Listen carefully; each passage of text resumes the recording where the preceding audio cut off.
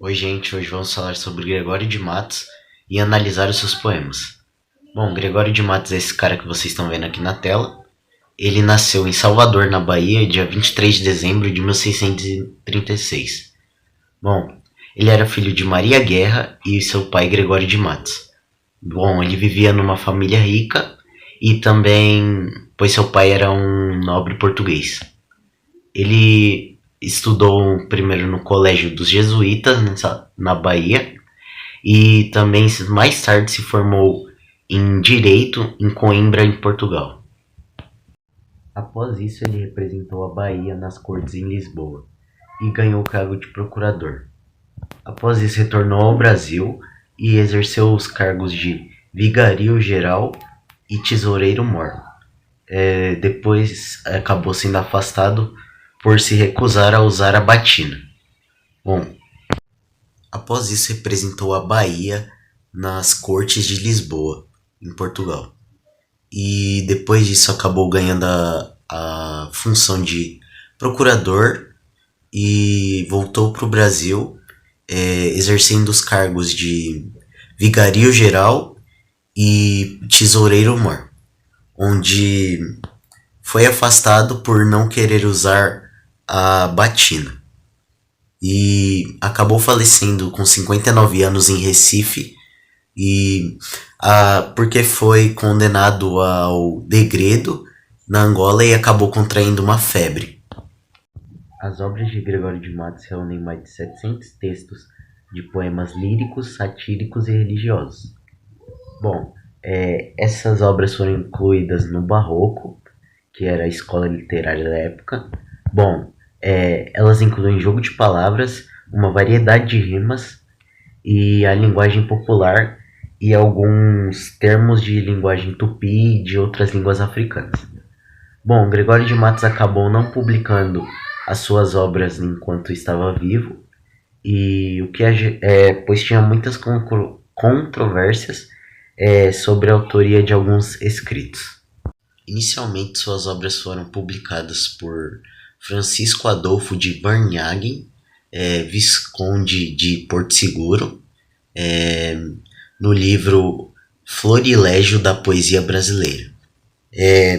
Isso foi em 1850 e editado em Lisboa. Mas hoje em dia as pessoas já conseguem ter acesso um pouco mais fácil das obras de Gregório de Matos.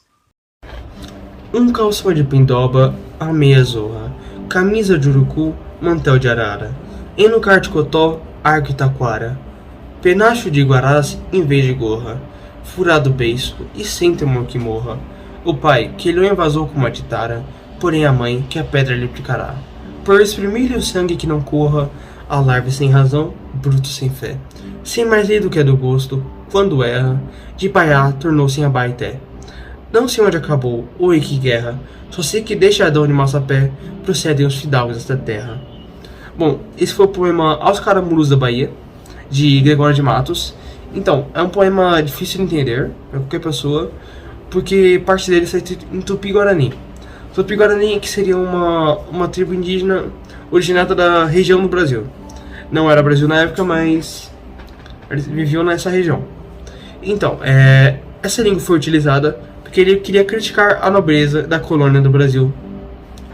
Então, a nobreza daquela época estava abusando. A nobreza, os caramurus, basicamente, significa que os novos ricos, que estavam dominando socialmente e economicamente. Então, ele faz umas críticas a eles, pois estavam abusando do seu poder, roubando e é isso. E além disso, vale lembrar que Gregório de Matos era um nobre, era de família nobre e sempre foi, mas com o tempo seus bens foram se findando e acabou ficando sem nada, sobrando apenas as memórias da fidalguia. Pequei, Senhor, mas não porque hei pecado. Da vossa alta piedade me despido. Antes, quanto mais tenho delinquido, vos tenho a perdoar, mais empenhado. Se basta a vos irar tanto pecado, a abandonar-vos sobeja um só gemido, que a mesma culpa que vos há ofendido, vos tem para o perdão lisonjeado. Se uma ovelha perdida já cobrada, glória tal e prazer tão repentino vos deu, como afirmais na sacra história. Eu sou, Senhor, ovelha desgarrada. Cobrai-a, e não queirais, pastor divino, perder na vossa ovelha a vossa glória. O poema, ao mesmo assunto e na mesma ocasião, é composto por tercetos e quartetos.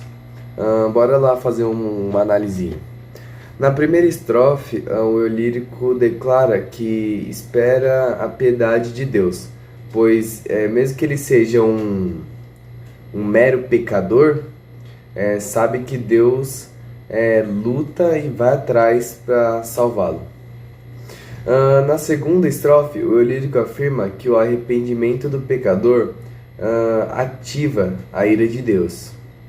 E podemos concluir assim que as duas primeiras estrofes, o eu lírico confia em que Deus tem interesse em salvar um pecador. Continuando na segunda estrofe, os versos 5 e 6, o eu lírico argumenta que o pecado é bastante para provocar a ira divina, né? Como eu já falei. Mas em compensação, a mínima demonstração de arrependimento, como um simples gemido, é mais que suficiente para acalmar essa ira de Deus. E nos versos 7 e 8 há uma explicação meio que paradoxal, onde ele diz que a ofensa de Deus já é por si mesma um agrado para conseguir o perdão. É meio assim, a se pensar. Nos tercetos, né, que são as duas últimas estrofes, o eu lírico compara seu caso pessoal com o episódio narrado no livro sagrado, né, na Bíblia. Essa comparação deixa o eu lírico esperançoso sobre o perdão de Deus. Ele utiliza a afirmação de Cristo, que é uma ovelha perdida, que seria o pecador, dá grande glória ao pastor, que é Deus, quando ela é recuperada. E o argumento final do pecador é que Deus deve perdoá-lo, se não quiser ter prejuízo em sua glória. Bom, após essa análise, dá para perceber que o autor quer passar uma certa mensagem, que é, mesmo a gente sendo pecador, né, todos os seres humanos, nós acabamos cometendo erros em nosso dia a dia, em nossa vida, mas tem um ser que pode nos perdoar, que é Deus, e devemos ter esperança nisso. Gregório de Matos Guerra é o ícone barroco brasileiro. Ele nasceu em 20 de dezembro de 1636, em Salvador, Bahia, e morreu em 20 de novembro de 1696, no Recife.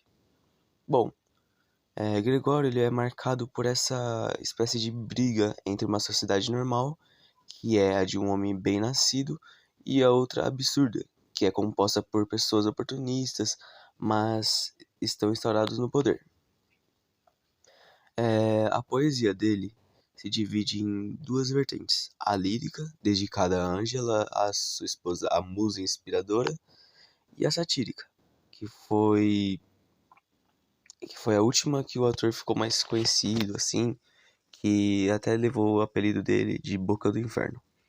Bom, a sátira gregoriana, chamada pela atenção e o uso de termos escrotos e palavrões. Hoje critica-se muito as músicas com este apelo, mas os poetas clássicos também faziam uso dessas expressões. E Gregório de Matos está atual até hoje ao denunciar a corrupção. No poema intitulado Como define a sua cidade, o mote de 12FF compõe essa cidade ao meu ver. Um furtar e outro, uma palavra que não irei citar aqui. Bom, quando ele fala a respeito da Bahia, é colocando a sua insatisfação com o roubo das coisas públicas. E deu para perceber que Gregório de Matos, ele não tinha medo de falar. Inclusive, ele pagou suas consequências, sendo perseguido pelas autoridades e tendo que se ausentar do Brasil.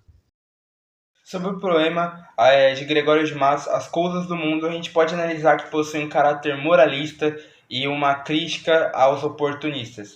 Lendo ele ao todo, a gente pode achar um pouco difícil de entender, mas Eu dividi em versos, esses versos eu fui analisando para que no final a gente possa entender de uma forma melhor e mais fácil. Começando então, neste mundo é mais rico o que mais rapa. Tá querendo dizer basicamente que então o mais rico é aquele que mais rouba. Quem mais limpo se faz, tem mais carepa. Carepa a gente pode trocar por caspa. Ou seja, uma pessoa suja se passando por uma pessoa limpa. Ou seja, uma pessoa ruim se passando por uma pessoa boa. Com sua língua ao nobre ouviu decepa. O velhaco maior sempre tem capa. Então, a posição social que aquela pessoa tem e está encontrada, e a hierarquia, ela meio que encobre o que aquela pessoa faz de ruim. Mostra o patife da nobreza um mapa. O mapa está relacionado à árvore genealógica daquela pessoa. Quem tem mão de agarrar, ligeiro trepa. A pessoa que é esperta, ela passa a mão de forma rápida e ligeira. Quem menos falar pode, mais increpa. Quem menos devia falar, mais fala. Por quê? Porque ela quer acusar a outra pessoa para que aquele peso não fique nela. Quem dinheiro tiver, pode ser papa. Então, o dinheiro proporciona àquela pessoa ser papa ou se encontrar em uma hierarquia alta, certo? Não é por merecimento, é simplesmente por dinheiro. A flor baixa se inculpa por tulipa.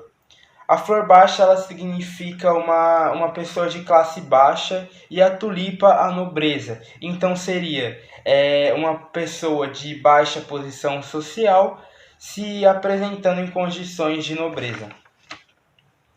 Bengala hoje na mão, ontem galopa. Antes ele era um trabalhador, porque galopa é um objeto para você trabalhar de forma manual. Então antes ele era um trabalhador e agora ele é um fidalgo, ou seja, ele com a tua bengalinha lá. Mais e sempre se mostra o que mais chupa. Chupa que está relacionado também à mesma coisa, a sugar, a roubar. Para a tropa do trapo, vaso a tripa. A tropa do trapo é aquela pessoa, aquele grupo de ladrões. Aquele grupinho social que rouba, mesmo tendo uma hierarquia alta. E ele provavelmente deve estar fazendo alguma relação a políticos, alguma coisa do tipo. Ou se não tiver... Vamos fazer essas perguntas aí pra alguém, mano? Bora. Então cadê? Aqui, ó, licença. Vamos lá. Pode fazer uma pergunta pra você, velho? Ó, nasce o sol que não dura mais que um dia. Depois da luz, se segue a noite escura. Em tristes sombras corre a formosura, encortina as tristezas, a alegria. Na estrofe acima, do soneto de Gregório de Matos Guerra, a principal característica do barroco é forte pregueira de Caramba, já sabia? Nossa, certo. Bora, então cadê? Pode ser você mesmo, moço. Os sonetos de Boccaccio transformam antigamente a experiência do autor na região colonial de Goa, apresentam alguns traços semelhantes ao dos poemas em que, anteriormente, Gregório de Matos enfocara a sociedade colonial da Bahia. Sob esse aspecto, são traços comuns a ambos os poetas. Discussão da psicologicidade, crítica da qualidade e preconceito da cor. Tá certinho. Bom, André, pra finalizar, vamos entrevistar mais um parceiro nosso. Pessoa? A última pessoa. Então Vai acabar com uma chave de ouro. Opa, amigo, tudo bem? Desculpa atrapalhar aí, velho. Opa, e aí? Olha aqui, ó. Acho que o negocinho, ajudinha. Aí, lê essa pergunta aqui rapidão e a resposta. Entra aí. Tá certo, moleque. Ganhando milhões. Parabéns, hein?